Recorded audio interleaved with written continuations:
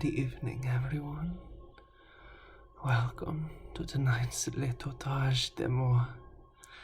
I am your esteemed counsel for the night, Orsa Tinontis. I am glad to see so many new, curious, and somewhat esteemed minds to the show. I promise you will be an absolute treat to have. Well, if there are no last-minute delays, I think it is time to begin the show. Enjoy your meals. Ahem. Tonight's tale takes place not very far from our own abode, but to a time far simpler than our own, when houses were not inches away from each other, when the roads were not accustomed to washing off the ichor of the world, and people were so much more attuned to their surroundings. In this time forgotten to all of us, existed a junction of sorts. 3 dirt roads leading nowhere intersected another 3 dirt roads that led you somewhere.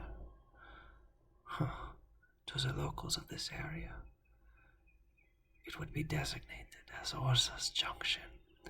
During the daytime, nothing would ever seem awry, but to those without the keenest minds, or those who chose to travel through the night, they would find themselves needing to forfend from the Lebensstrances, a newly made veteran of the war, freshly over the unfreshness of seasickness. He was anxious to see his darling girls, a churning consternation of whether his wife's fever would break. He knew his time was limited, and so he had convinced his driver to pursue the destination through the night. His father did not see the mistakes the driver made. Maybe it was sleep. Maybe it was the lack of. Maybe it was... This driver knew he had to get his job correct.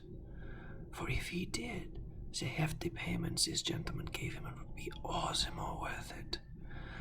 Now, was it the leftmost, or the rightmost, or the second, or the fifth? Oh, no. What road was it? He looked at all of them, and he saw the middle road. It did not look too traveled upon, so if it was the wrong road, he could very easily turn around the cart, and the sleeping man would be none the wiser. So down the center path he went, and the man was none the wiser to the brush closing behind him. The sleeping father's dreams were blissful. Dreams of having a picnic with his sons, being able to teach them all of those things his mother never did.